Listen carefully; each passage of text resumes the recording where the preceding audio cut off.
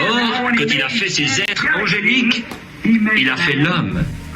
Il les créa, hommes et femmes, dans un seul bloc. Il était à la fois homme et femme, féminin et masculin, quand il a fait Adam et qu'il l'a mis dans un corps de chair. Souvenez-vous, dans Genèse 1, il a fait l'homme et la femme. Et dans Genèse 2, il n'y avait pas encore d'homme pour cultiver le sol, pas d'homme de chair. Pas d'homme qui puisse empoigner quelque chose et cultiver le sol. Mais pourtant, il y avait un homme à son image. Et Dieu est un... C'est exact, voyez? Il a fait le premier homme. Homme et femme, il les créa. Or, quand il a fait le premier homme, maintenant souvenez-vous, il avait tout ça dans sa pensée. Et dimanche soir, j'en ai parlé. Une parole, c'est une pensée exprimée. Dieu avait pensé qu'il pouvait être Dieu, qu'il pouvait être adoré, qu'il pouvait être un guérisseur, qu'il pouvait être un sauveur. Et dès qu'il a prononcé la parole, c'était réglé pour toujours. Oh, si ces fils de Dieu d'aujourd'hui pouvaient avoir une emprise pareille sur la parole. Quand Dieu prononce une parole, c'est réglé, absolument. Il se peut qu'il ait attendu. La chronologie dit que, ou un archéologue, et tout, il prétend qu'il est possible qu'il ait fallu au monde des millions et des millions et des millions d'années. Je ne sais pas. Il se pourrait que ça ait été des billions et des billions d'années. Je ne sais pas combien de temps cela a pris. Dieu n'existe pas dans le temps. Il ne lui reste pas une minute de moins qu'au moment où il a prononcé la chose. Il est toujours Dieu. Pour lui, le temps n'existe pas. Je ne l'avais jamais compris comme ça avant l'autre nuit, ou plutôt l'autre matin. Éternel, pas d'hier, pas de demain, tout est maintenant.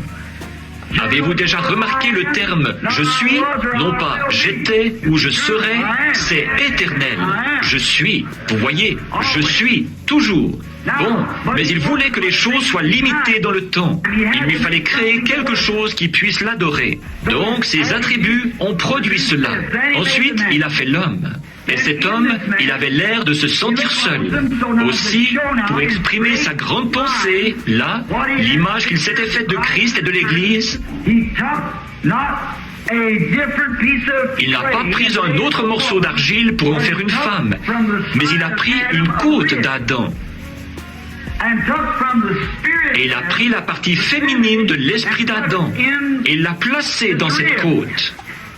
Quand vous voyez un homme qui se comporte comme un efféminé, il y a quelque chose qui cloche.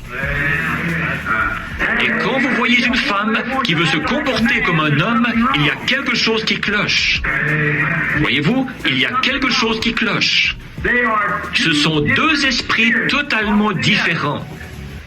Mais ensemble, ils forment un bloc. Ces deux-là sont un. Donc, il a fait la femme et l'homme. Il ne devait jamais vieillir, jamais mourir, jamais grisonner, jamais. Il mangeait, il buvait, il dormait, exactement comme nous, mais il n'avait jamais connu ce qu'était le péché. Maintenant, ici, je vais bifurquer. Nous reprendrons ça à un autre moment, dans une autre leçon, sur la semence du serpent. Ça aussi, ils m'ont demandé de le retirer de la circulation. Mais que quelqu'un vienne donc me montrer qu'il en est autrement. C'est ça que je voudrais savoir. Vous voyez? Bon. Mais ensuite, après tout ceci, quand le péché est arrivé, ensuite, qu'est-ce qui se produit? Là-haut, très haut, au-dessus d'ici, 1 million à 100 millions de milles, il y a un espace grand comme ça. Et c'est l'amour agapao, l'amour parfait. À chaque pas que vous faites dans cette direction-ci, ça se rétrécit d'1 pouce. Alors, vous pouvez voir combien ce serait petit quand ça arriverait sur la Terre. C'est une ombre de l'ombre des ombres. Voilà ce que vous avez, voilà ce que j'ai. Une ombre de l'ombre des ombres de l'amour agapao. Il y a quelque chose en vous, il y a quelque chose dans chaque femme ici qui a plus de 20 ans. Il y a quelque chose dans chaque homme ici qui a plus de 20 ans. qui fait qu'on voudrait tant rester là. Vous n'avez que 5 années. Ce sont celles entre 15 et 20 ans. Après 20 ans, vous commencez à mourir. Mais à partir de 15 ans, vous n'êtes encore qu'un adolescent, qu'un enfant avant ça. Alors vous mûrissez jusqu'à ce que vous ayez 20 ans. Et passé 20 ans, oh, vous dites, je suis encore un homme aussi robuste. Vous dites ça, oui, mais vous ne l'êtes pas. Vous êtes en train de mourir et vous dépérissez. Peu importe ce que vous faites. Dieu vous a fait grandir jusqu'à cet âge-là, mais après, vous allez mourir. Donc, qu'est-ce qui arrive ? Alors, vous commencez à mourir. Mais il y a quelque chose à l'intérieur de vous qui dit « Je veux retrouver mes 18 ans ». Maintenant, je voudrais vous poser une question. Qu'arriverait-il si vous étiez né il y a 500 ans et que vous soyez resté à l'âge de 18 ans jusqu'à aujourd'hui?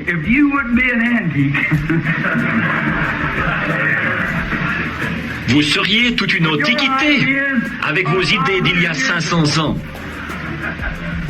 D'avant même que les pères pèlerins arrivent, vous seriez une jeune fille avec ce genre d'idées-là.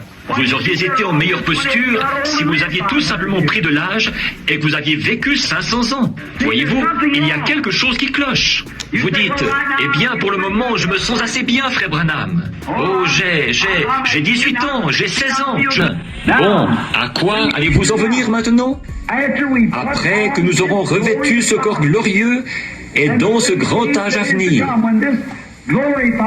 Quand ce corps glorifié, ce corps céleste, aura été transformé en un corps glorifié. Vous saisissez ce que je veux dire maintenant? C'est là que je vais pouvoir venir et dire, Frère Neville, je vous apporte ça un peu comme une image. Je dirais, Frère Humes, allons voir Papa ce matin. Il est Dieu. Maintenant nous le connaissons. Il est un sauveur. Il est un guérisseur. Il n'y a jamais eu de création du péché. Elle n'a pas passé comme il faut, celle-là, n'est-ce pas? Le péché n'est pas une création. Non, monsieur. Le péché est une perversion. Il n'y a qu'un seul créateur, c'est Dieu. Le péché, c'est la justice pervertie. Un adultère, qu'est-ce que c'est? La justice pervertie. Un mensonge, qu'est-ce que c'est? La vérité déformée, certainement.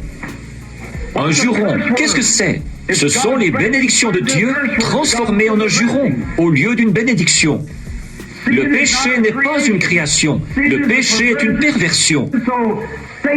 Satan n'a pas pu créer le péché.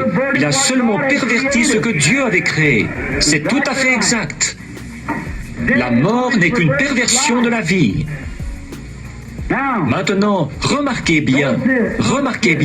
C'est là que je viendrai, que je dirai, Frère Humes, toi et moi, avec Frère Biller et quelques frères, on va aller voir Papa Dieu. Et dites, faisons un petit voyage. Les amis, vous aimez les montagnes quand vous... Oui, assurément. Oh, il y en a sur une distance de 2 ou 3 millions de milles là-bas, dans ce nouveau monde. Allez-y, parcourez-les. Je dois... Le soleil, tous les jours. Venez plus haut, je vous exaucerai. Avant qu'ils aient cessé de parler, j'exaucerai. Ésaïe 66, c'est exact. Et vous savez, je fais une promenade à pied là-bas. Tous ensemble, on fait une promenade à pied. Là, de seulement peut-être 500 ans seulement, un petit voyage, ou d'1 million d'années, ça ne change rien, vous voyez. Or, ça a l'air insensé, mais c'est la vérité. Voyez-vous, c'est la vérité, parce que le temps n'existe pas, c'est l'éternité. Et pendant que je suis là-bas, que je me promène à pied là-bas, savez-vous qui je rencontre là-bas? Je dis, tiens, mais voilà Sir Georgie Bruce. Hé, Sir Georgie, il y a longtemps que je t'ai vu. Elle a toujours la même apparence, voyez? Elle a peut-être 10 millions d'années, mais elle est toujours aussi jeune. Elle serait là, en train de gratter le doigt à quelqu'un, et je regarde. Et c'est Cheetah le lion. Je dirais, comment ça va ce matin, Cheetah? Miaou, comme un petit chat. Oh, j'étais là-bas, je parlais avec quelques sœurs près des grandes fleurs qu'il y a là-bas. On est peut-être resté là-bas 500 ans, tu vois. Allez, regardez. Oh, ça a l'air insensé, mais c'est la vérité. C'est tout à fait vrai. C'était ça l'intention de Dieu. Eh bien, sois béni, Sir Georgie. Il n'y a aucun danger, absolument aucun. Le soir, nous monterons au sommet de la montagne et nous dirons « Oh, Papa Dieu, un jour j'étais perdu. Oh, Papa Dieu, un jour j'étais dans la boue du péché et tu m'as sauvé. » Eh bien, les gens qui ont essayé d'exprimer ça, ils sont devenus fous. Tiens, cet homme qui a composé le dernier couplet du cantique « Ô amour de Dieu », qui a été écrit sur le mur d'un asile d'aliénés, il a essayé d'exprimer l'amour de Dieu, qu'il s'est abaissé pour sauver les pécheurs, et ce qu'il a fait, son amour descendu pour nous sauver, vous et moi. Vous parlez d'une adoration. Les anges ne connaissent rien de ça.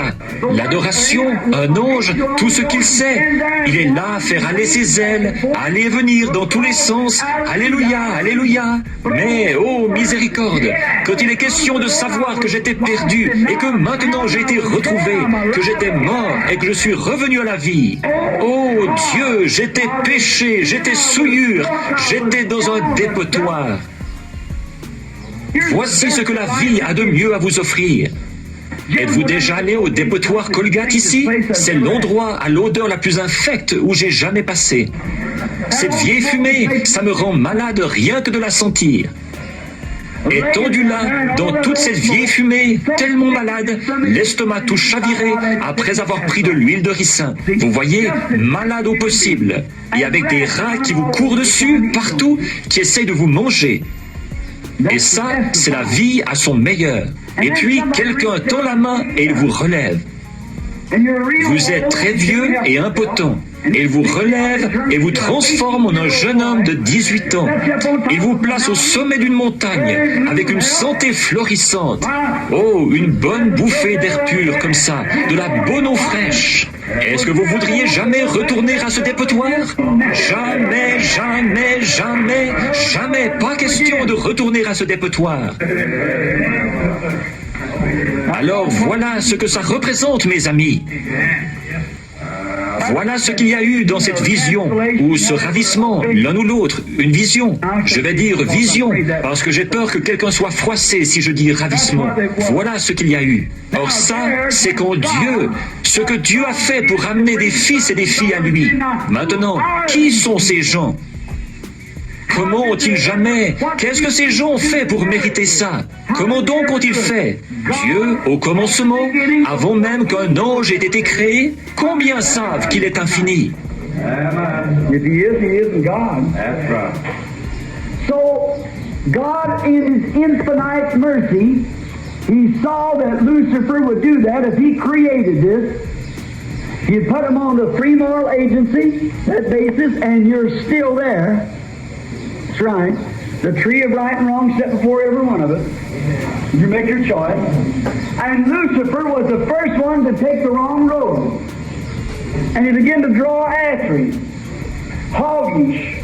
Try and take all for himself. Try to override somebody else. And that's where it started. Now, listen to this. That's where sin begins. God in His infinite mind saw that and saw the only way. Maintenant, vous, les frères trinitaires, je ne veux pas vous froisser. Mais comment, au nom de la bonne parole de Dieu, pouvez-vous donc arriver à faire de Jésus une autre personne que Dieu lui-même? Si Jésus s'était permis de prendre une autre personne pour l'envoyer mourir, pour racheter quelqu'un ici, il serait un être injuste. Il n'y a qu'un seul moyen pour Dieu de le faire, c'est de prendre lui-même cette place-là. Et Dieu s'est fait chair pour qu'il puisse connaître les souffrances de la mort, afin de nous débarrasser de l'aiguillon et de la mort, que nous puissions être rachetés par sa mort à lui. C'est pour ça qu'il sera tant adoré. Jésus était un homme, bien sûr qu'il l'était. Il était un homme, H-O-M-M-E, né de la Vierge Marie. Mais l'esprit qui était en lui, c'était Dieu sans mesure. En lui habitait corporellement la plénitude de la divinité. Il était Jéhovah Jireh, il était Jéhovah Rapha, il était Jéhovah Manassé, il était Jéhovah notre armure, notre bouclier, notre guérisseur. Il était l'alpha, l'oméga, le commencement et la fin. Il était le premier, le dernier, celui qui était, qui est et qui vient, le rejeton et la postérité de David, l'étoile du matin. Oh, il était le tout en tout. En lui habitait corporellement la plénitude de la divinité. Et la mort avait toujours eu un aiguillon avec lequel elle piquait les gens. Ah, le diable dit, je te tiens parce que tu m'as écouté. Je vais te piquer, je vais te mettre dans la tombe. Ce sang de brebis, ça ne peut rien arranger pour toi. C'est seulement du sang d'animal. Mais Dieu, dans sa sagesse, il savait qu'un agneau allait venir, immolé dès la fondation du monde. Oui, monsieur. Et il a fallu attendre cette heure-là, que les temps soient accomplis. Mais un jour, quand cet agneau, cet homme est arrivé, Satan lui-même s'est fait avoir. Il a regardé autour de lui, il a dit, si tu es le Fils de Dieu, fais ceci. Si tu es le Fils de Dieu, accomplis un miracle et que je te vois le faire. Que je te vois le faire. Ah ah, je vais lui voiler le visage. Je vais te frapper. Si tu es prophète, dis-nous qui t'a frappé. Je ne crois pas que tu sois celui-là. Si tu l'es, dis-le-nous franchement que tu l'es. Vous voyez, et tout, comme ça. Oh, dis-nous que tu l'es. Il n'a pas ouvert la bouche. Oh, l'autre n'y a vu que du feu alors. Il s'est tourné vers son disciple et il a dit, je pourrais parler à mon Père, il m'enverrait 12 légions d'anges si je voulais. Pilate n'avait pas entendu ça, vous savez. Si tu es. Oh, ce n'est pas lui. Voyons, regardez-le saigner. Et quelques-uns d'entre vous, les soldats, allez lui cracher au visage. Ils ont craché, ils sont moqués de lui, ils lui ont arraché la barbe par poignée. Oh, il n'est pas celui-là. Mais non, ce n'est pas lui. Je vais ancrer mon aiguillon en lui. Ah, dis donc, je vais l'avoir suspendu là. Je te tiens maintenant. À la fin, quand il s'est écrié, Élie, Élie, mon Dieu, ça, c'était l'homme. Pourquoi m'as-tu abandonné? Dans le jardin de Gethsémane, l'onction l'a quitté, vous savez. Il fallait qu'il meure comme pécheur. Il est mort pécheur, vous le savez. Non pas ses péchés à lui, mais les miens et les vôtres. C'est de là qu'est venu cet amour. Il a pris les miens. Oh, alléluia, il a pris les miens. Et il était là, il ne pouvait pas ouvrir la bouche.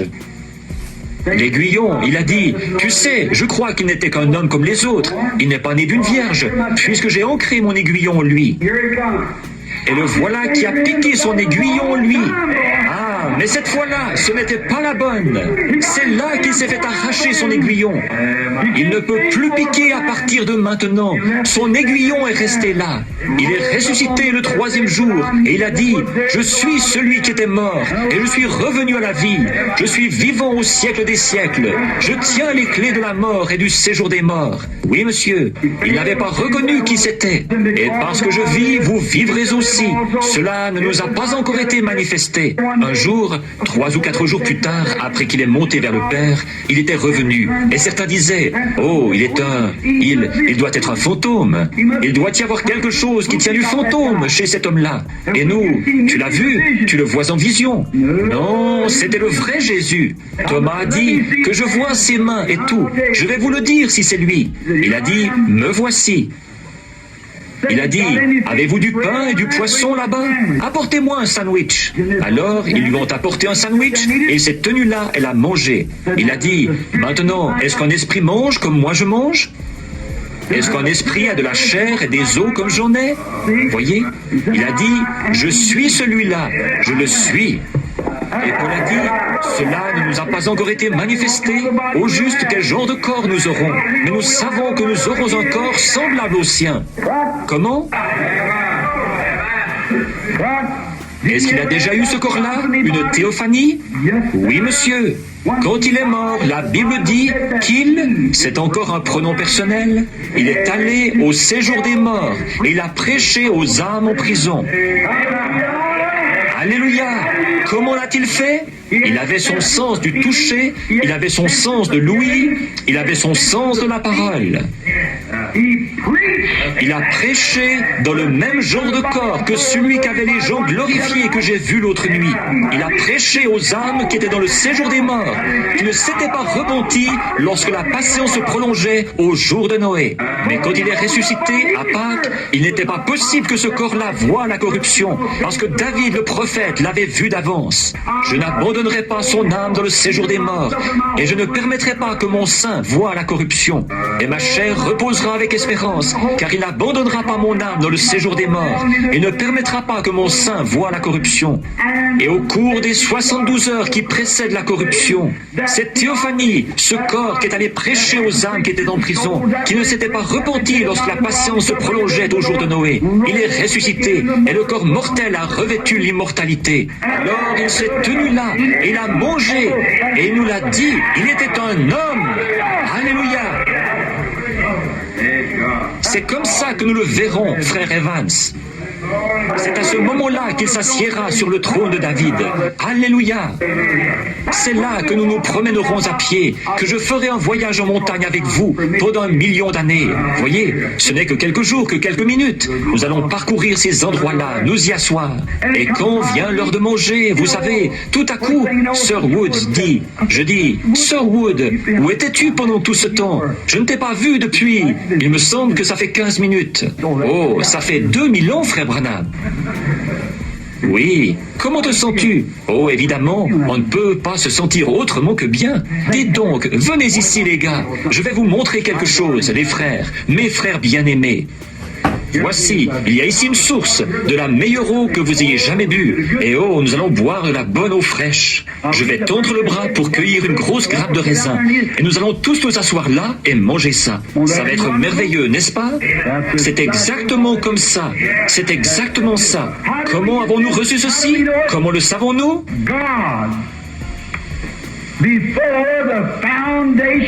Avant la fondation du monde, nous a prédestinés. Qui? Ceux qui sont dans le pays promis. Nous ayant prédestinés dans son amour à être ses enfants d'adoption par Jésus-Christ, selon son bon plaisir de sa volonté, à la louange de sa gloire, pour que nous puissions le louer, comme il l'a dit. C'est ce qu'il était. Dieu, nous voulons le louer. Louange de sa gloire, de sa grâce, par laquelle il nous a acceptés en son bien-aimé. C'est en Christ que nous sommes acceptés. En lui, nous avons la rédemption par son sang, la rémission des P-E-C-H-E-S. Il faut que je revienne à l'adoption, mais je voudrais m'arrêter sur les péchés, ici un instant. Des péchés, l'avez-vous remarqué? Savez-vous que Dieu ne condamne pas le pécheur parce qu'il pêche? Il le condamne parce qu'il est un pécheur. Si un pécheur fume le cigare, il ne le condamne pas pour ça. Il est un pécheur de toute façon. Voyez? Il n'a pas de péché. Le pécheur n'en a pas. Il est simplement un pécheur. Voyez-vous, il n'a pas de péché. Mais vous avez des péchés, vous qui êtes chrétiens. Si vous remarquez ici, il s'adresse à l'Église. Pour que ce soit bien clair pour elle. Voyez? La rémission des péchés, P-E-C-H-E-S. Nous commettons des péchés, mais le pécheur, lui, il est simplement un pécheur. Dieu ne lui pardonne pas. Bon, vous dites, mais il est allé là et il a abattu un homme. Qu'est-ce que vous allez faire à ce sujet? Ça, ce n'est pas mon affaire. Je ne suis pas un réformateur, je suis un prédicateur. La loi va s'en occuper. Eux, ils sont des réformateurs. Ils sont... Eh bien, vous dites, il a commis un adultère. Ça, c'est à la loi à s'en occuper. Ça, c'est entre lui et la loi. Je ne suis pas un réformateur. Je ne réforme pas les gens. Je veux les amener à se convertir. Je suis un prédicateur. Vous voyez, mon affaire, c'est de l'amener à Dieu. S'il a péché, c'est son affaire. Il est un pécheur. Dieu le condamne à un niveau plus élevé. Il est un pécheur au départ. Il est condamné au départ. Il n'est même pas parvenu à la première base. Il n'est nulle part. Il est un pécheur au départ. Des péchés, il n'en a pas. Il est un pécheur. Vous ne pourriez pas aller dehors et dire, cette partie-ci, c'est la nuit. Et cette partie-là, ce n'est pas la nuit. Non, c'est la nuit partout. La nuit partout, c'est tout. C'est ce que Dieu a dit. C'est vrai, il est tout simplement un pécheur. Voilà tout. Il a fait ceci, là. Cette partie-ci, c'est la nuit. Cette partie-ci, c'est vraiment une nuit très claire ici. Je sais, mais c'est la nuit partout. Voilà tout, voyez? Je ne pourrais pas dire, cette partie-ci, c'est de la lumière ici. Non, c'est de la lumière partout, voyez? De la lumière simplement. Vous ne pouvez pas dire combien, voyez? Mais s'il est une tache noire dans ceci, alors il y a de l'obscurité dedans. Alors, des péchés, P-E-C-H-E-S. Nous avons le pardon de nos péchés par son, quoi? Sang, son précieux sang. Selon la richesse de ça, comment l'oublions-nous? Parce que nous en sommes dignes, que nous avons fait quelque chose pour que nos péchés soient pardonnés? Ça quoi? Grâce. Oh là là, je n'ai dans mes mains rien à t'apporter, Seigneur.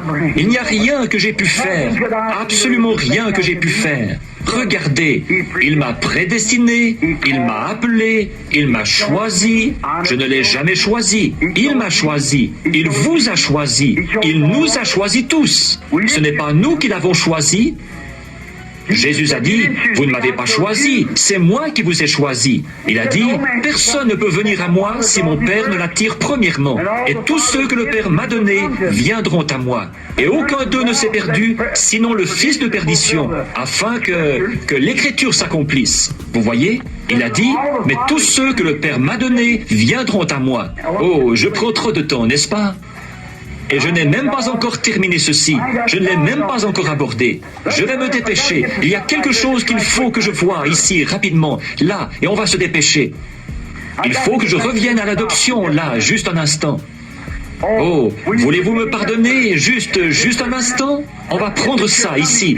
Il y a des gens qui sont venus de très loin, de la Géorgie, rien que pour la soirée. Que Dieu bénisse ces gens. Maintenant, mon frère de la Géorgie et du Texas, et d'où que vous soyez, écoutez ceci. Le verset 5, attardons-nous là-dessus pendant quelques minutes. Nous ayons prédestiné dans son amour à. Qu'est-ce que le mot « à » veut dire? Le mot « à », ça signifie que c'est quelque chose à quoi nous arrivons. À. Je vais à la fontaine. Je vais à la chaise. Frère Humes, vous saisissez ça? Je vais à la chair. Now he predestinated us unto the adoption. Or, il nous a prédestinés dans son amour à être ses enfants d'adoption par Jésus-Christ, selon son propre bon plaisir de sa volonté. Combien de plaisir? De qui était-ce le plaisir? De qui était-ce la bonté? Le sien, son propre bon plaisir de sa propre volonté. Alors, qu'est-ce que l'adoption? Maintenant, je vais prendre ce point-ci, là. Je ne sais pas si... Je n'aurai pas le temps de voir ça en entier, mais je vais voir les grandes lignes. Alors, s'il y a une question, vous pourrez me la poser un peu plus tard, au cours d'un message, quelque chose. Écoutez. Votre adoption, ce n'est pas votre naissance. Votre adoption, c'est votre placement. Quand vous êtes né de nouveau, Jean 1, 17, je crois, quand nous naissons de l'Esprit de Dieu, nous sommes fils de Dieu. Mais nous avons été prédestinés. Et voici ce à quoi j'essaie de vous amener, vous, les fils de ce dernier jour. Vous voyez? Voyez? Nous avons été prédestinés à arriver à l'adoption. Bon, maintenant nous y sommes. Or voici ce qui froisse un peu les pentecôtistes. Ils disent, je suis né de nouveau, gloire au Seigneur, j'ai reçu le Saint-Esprit. Très bien, vous êtes un enfant de Dieu, c'est exact. Seulement, ce n'est pas de ça que je parle. Vous voyez, vous avez été prédestinés à être adoptés. L'adoption, c'est de donner la place d'un fils. Je suis trop près de ceci, parce que Becky m'a dit que quand je m'en approche trop, ceux qui sont au fond, vous ne pouvez pas entendre. Je suis, voyez-vous, un enfant. Combien connaissent les règles de l'adoption de l'Ancien Testament? Bien sûr, vous avez vu ça. Un fils naissait. Je crois que j'en ai parlé dans une prédication quelque part. Qu'est-ce que c'est, Jean? Tu t'en souviens? C'est sur bande. Oh, qu'est-ce que c'était? J'en ai parlé. Oh oui, je l'ai. C'est écoutez-le, écoutez-le. Les enfants d'adoption. Or, dans l'Ancien Testament, quand un enfant naissait dans une famille, il était un enfant à sa naissance. Parce qu'il était né de ses parents, il était un fils dans cette famille et il était héritier de toutes choses. Bon, mais ce fils était élevé par des tuteurs. Galates, chapitre 5, du verset 17 au verset 25. Bien, il était élevé par des tuteurs, des précepteurs, des professeurs. Bon, par exemple, s'il me naissait un fils, disons que je sois un père et c'est pour cette raison que dans la version du roi Jacques, combien ont déjà trouvé que ça faisait vraiment bizarre quand on lisait dans la version du roi Jacques, où il était dit, dans la maison de mon père, il y a plusieurs demeures. Une maison, plusieurs demeures. Voyez, en fait, à l'époque où la Bible a été traduite pour la version du roi Jacques, une maison, c'était un domaine. Dans le domaine de mon père, il y a plusieurs demeures. Ce n'est pas une maison dans laquelle il y aurait des demeures, mais on l'appelait le père de ce domaine. Ils ont arrangé ça de façon très biblique, car dans la Bible, c'est comme ça. Quand un père possédait une grande ferme de 1000 acres, ou quelque chose comme ça, un groupe de gens à son emploi vivait de ce côté-ci. Il avait des ouvriers qui vivaient ici pour s'occuper des moutons, et d'autres de ce côté-ci pour s'occuper du bétail, et d'autres ici qui allaient jusque tout là-bas au pâturage qui se trouvait à 100 000 de là, et d'autres ici tout près pour s'occuper des chèvres, et d'autres qui s'occupaient des mulets et de toutes sortes de choses. Il possédait un grand royaume, voilà. Et donc, il montait sur son petit âne, et il allait voir chacun pour voir comment ça se passait. La tonte des moutons et tout comme ça. Il n'avait pas le temps. Vous ne m'entendez pas quand je m'éloigne. Je vais essayer de rester ici. Est-ce que vous m'entendez comme il faut, maintenant, ici? Regardez bien, il partait à dos d'âne, il allait pour essayer de s'occuper de son royaume. Donc, bon, il veut, son fils va hériter de tout ce qu'il a. Il est héritier. Et nous, quand nous naissons dans le royaume de Dieu par Jésus-Christ, nous sommes héritiers du ciel, co-héritiers avec Jésus, parce qu'il a pris notre place. Il est devenu nous, le péché, pour que nous puissions devenir lui, la justice.